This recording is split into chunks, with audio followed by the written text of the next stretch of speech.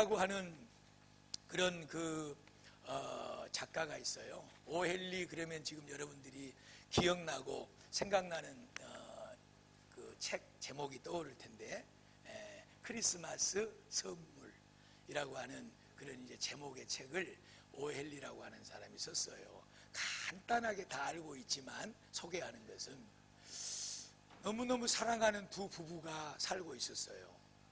그런데 성탄절이 돌아왔습니다. 서로에게 정말 정성을 담은 선물을 하고 싶은데 돈이 없었어요. 너무너무 가난하고 힘들어서.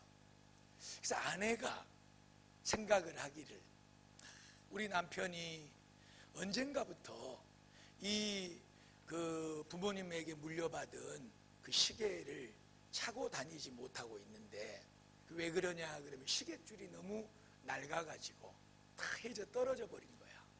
그래서 이제 시계를 차고 다니지 못하는 것을 알고 있다가, 시계줄을 선물해야 되겠다.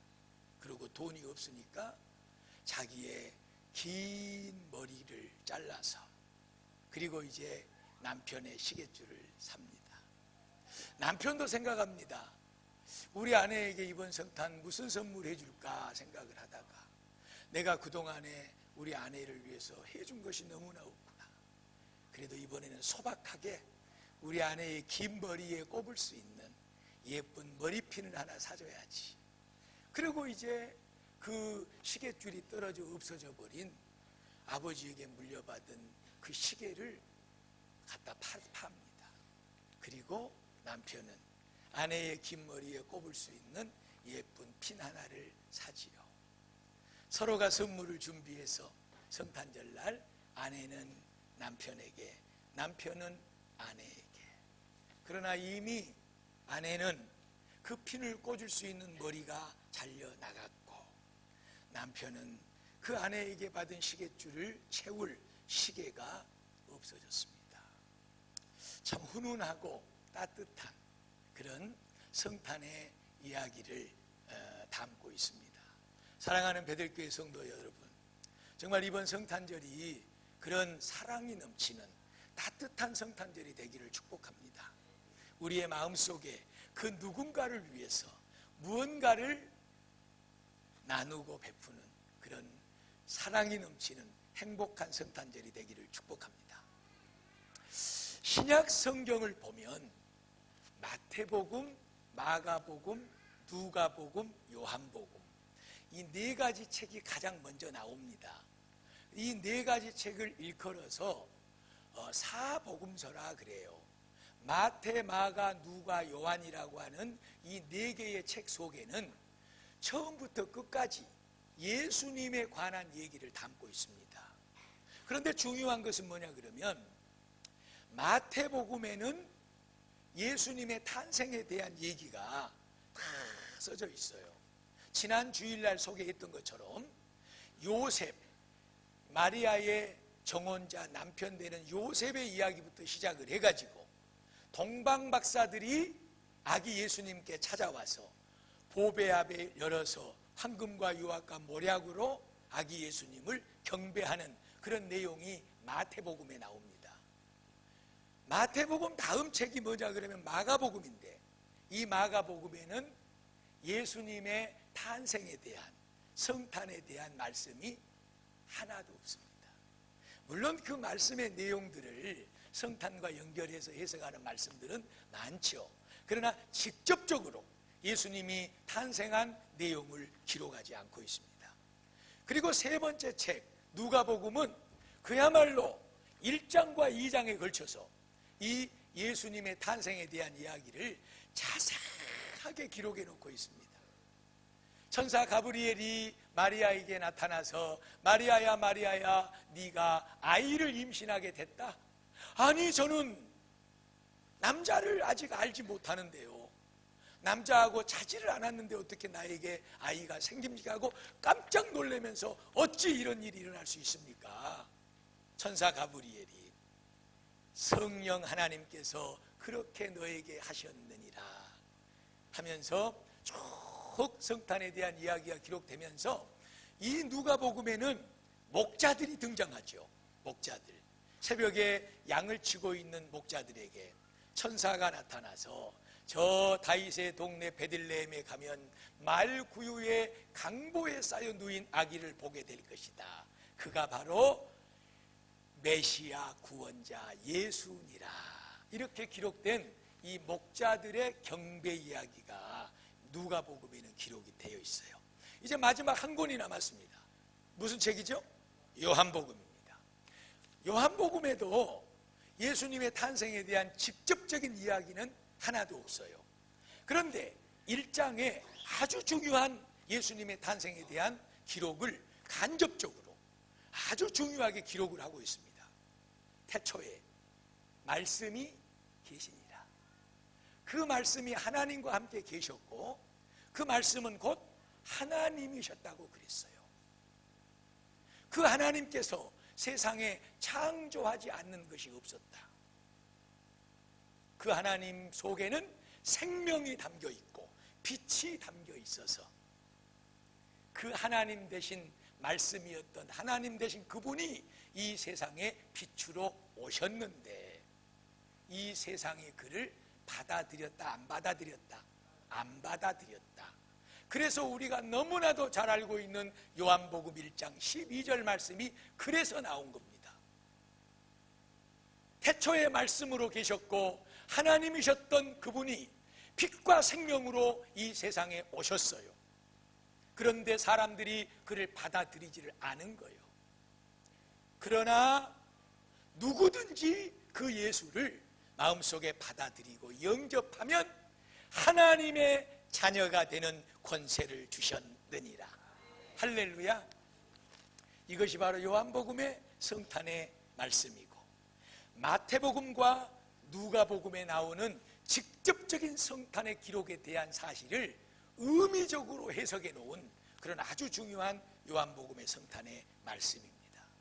사랑하는 귀한 성도 여러분, 오늘 빛으로 오신 예수님, 우리에게 참 영원한 생명으로 오신 예수님, 이 세상에 오셔서 오늘 우리가 그 예수를 다 받아들임으로 하나님의 자녀가 되는 복을 얻게 된 줄로 믿습니다.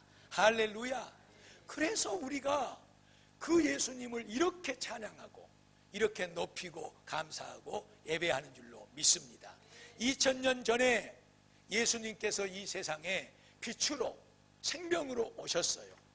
그래서 온 세상은 지금 그를 다 받아들여서 그 예수의 생명과 그 빛의 은혜를 누려야 되는데 아직도 많은 사람들이 그 예수를 거부하고 받아들이지 않고 있지요. 자, 요한복음 3장 16절 말씀을 우리가 너무나도 잘 알고 있잖아요. 하나님이 세상을 이처럼 사랑하사 누구를 줬어요? 독생자를 주셨으니 이는 그 독생자를 믿는 자마다 뭐하게 하시려고? 영생을 얻게 하시려고.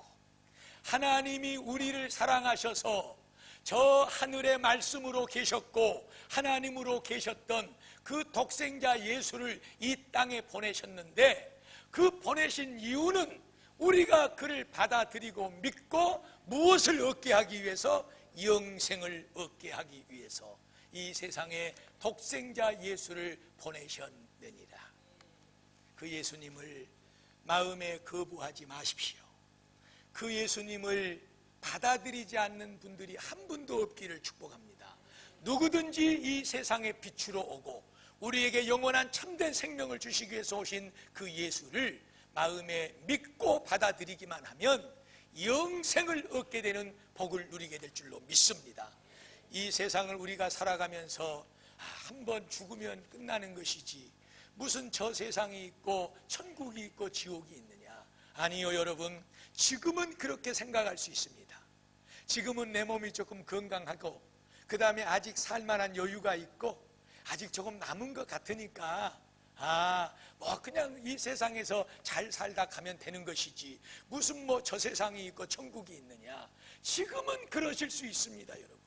그러나 모든 인생들이 죽음의 문턱에 다다랐을 때 그때서야 이 세상이 끝이 아니라는 것을 실감하게 되고 절감하게 되고 그 천국 지옥 문턱 앞에 서서 그 세계를 바라보게 되는 영이 열리게 되는 것입니다. 예수는 우리에게 하늘나라의 영원한 생명을 주시기 위해서 저 하나님의 나라 천국의 보좌를 잠시 내려놓으시고 이 낮고 천한 인간의 세상에 오셔서 저와 여러분을 위해서 십자가에 죽으시고 당신이 가지고 계시는 영원한 생명을 우리에게 주신 분이십니다. 그 예수가 나신 날 우리가 이렇게 모여서 예배하고 경배합니다. 그 예수가 진심으로 저와 여러분의 가슴과 삶과 모든 인생 가운데 함께하기를 주의 이름으로 축원합니다. 요한복음 20장 28절 말씀을 보면 예수님께서 이 세상에 온 것은 섬김을 받으려고 온 것이 아니고 도리어 섬기려 하고 많은 사람들에게 자기의 목숨을 대속물로 주시기 위해서 오셨느니라 그랬어요. 예수님이 하늘의 영광의 보좌를 버리고 이 땅에 오신 것은 나는 만왕의 왕으로 왔다 그러고 너희들은 지금부터 나에게 모든 것을 바치고 나를 경배해라 하고 왕으로서 통치하고 이 세상의 권세자들과 같이 그렇게 그런 권위를 가지고 세상적인 권세를 가지고 다스리고 그 영광과 무기를 누리기 위해서 오신 것이 아니라 오늘 이 성탄절에 예수님께서 오신 것은 분명하게 말씀하기를 섬김을 받으려 함이 아니라 섬기려고 오셨는데 어떻게 섬기려고 자기의 목숨을 많은 사람들의 십자가의 대속물로 주시기 위해서 오셨느니라. 할렐루야. 사랑하는 귀한 성도 여러분, 저와 여러분을 섬기기 위해서 참 생명을 주시고 영원한 하나님의 나라의 천국의 그 은혜를 주시기 위해서 이 세상에 육신을 입고 오신 그 예수님을 마음에 영접하시고 받아들이시고 그 하나님의 은혜를 풍성히 누리는 저와 여러분의 삶이 되기를 축복합니다.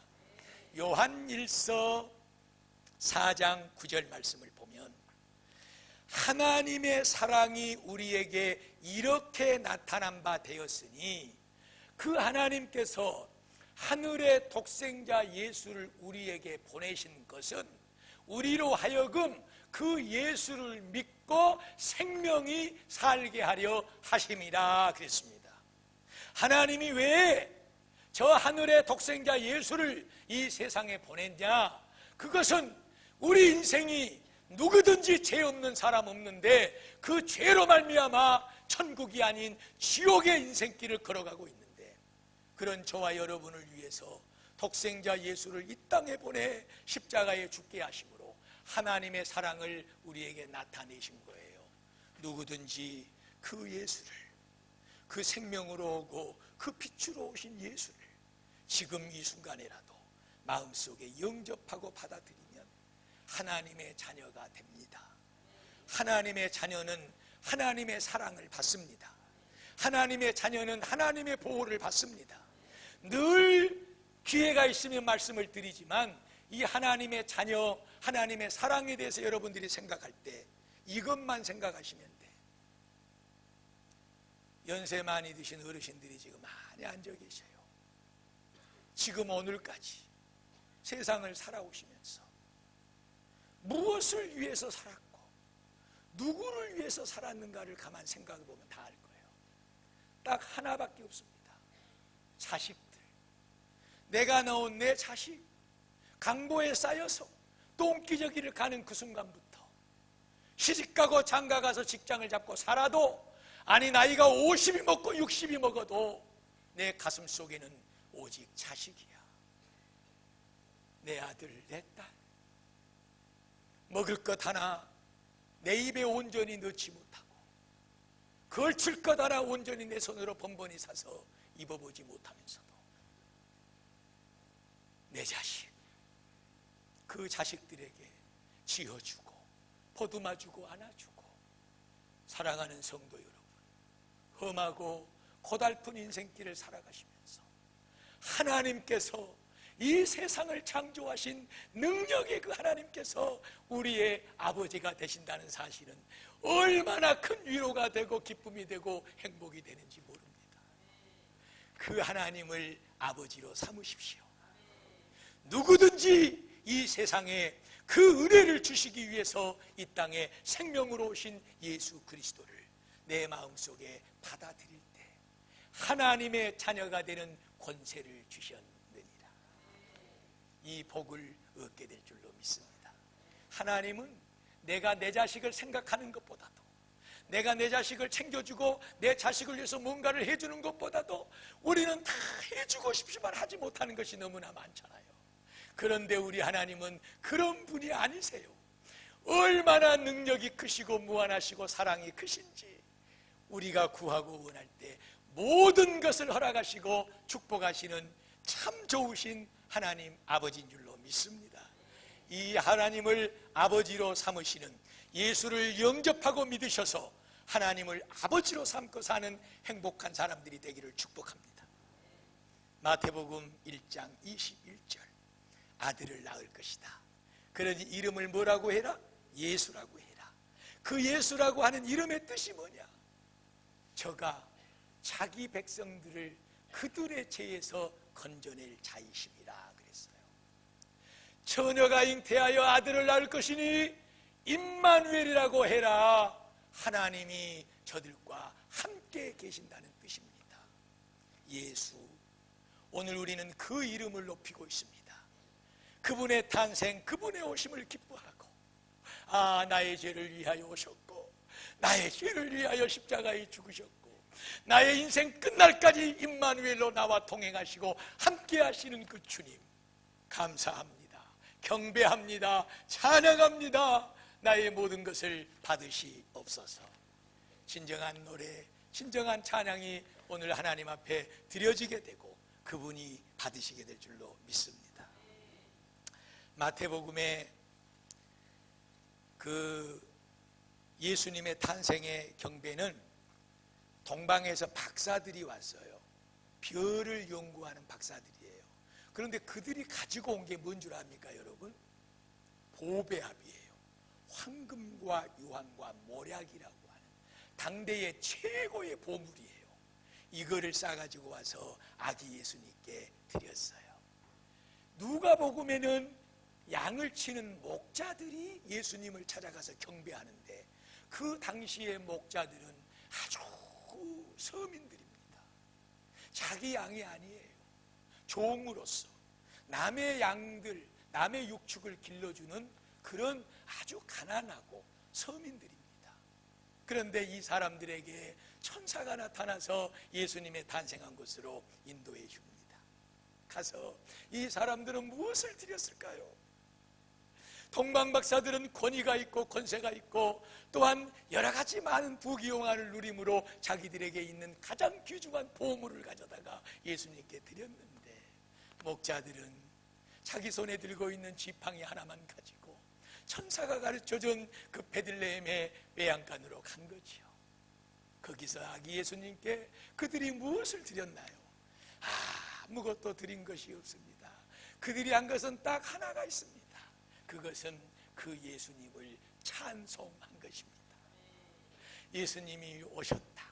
구원자 메시아가 오셨다. 경배합니다. 찬양합니다. 엎드려 절하고 찬송하며 돌아갔더라. 할렐루야.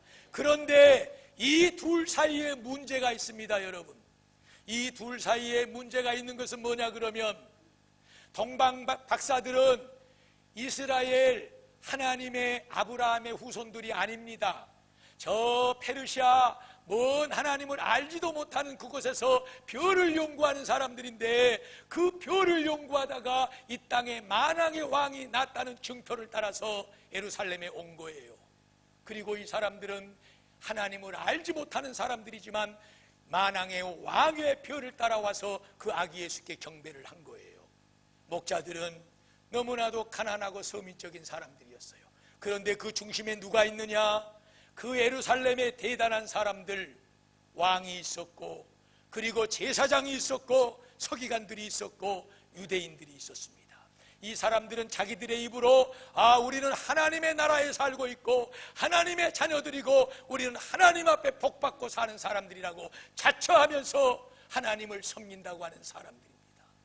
그런데 문제는 동방의 이방 사람들은 와서 경배를 했고, 가장 그 나라의 가난한 목자들이 와서 찬송으로 경배를 했지만, 그토록 구약 성경의 예레미야, 이사야 많은 선지자들을 통해서 예수가 처녀를 통해서 잉태하게 될 것이고 메시아가 반드시 때가 되면 이르게 될 것이라는 그런 말씀을 수없이도 받았던 이 사람들은 자기들의 왕이 메시아가 그 땅에 왔을 때 그 예수를 받아들이지를 않습니다.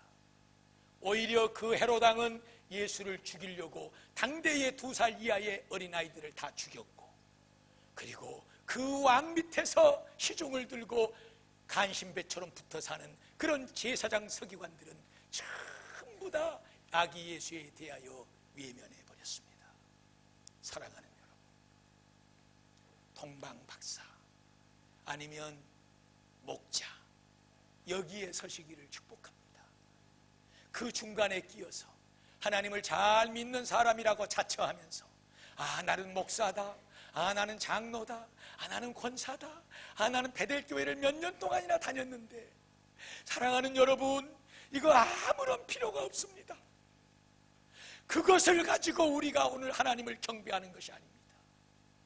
오늘 참된 하나님의 경배는 내가 어떤 직위를 가졌고, 부자든 가난하든 내가 목사든 아니면 평신도든 이런 것이 중요한 것이 아니라 이 세상에 성경에 예언되고 이루어진 그 예수님이 오셨다는 사실을 마음속으로 진정으로 믿고 기뻐하면서 그 주님 앞에 참으로 감사와 영광을 올려드리는 이것이 하나님이 받으시는 예배가 될 줄로 믿습니다.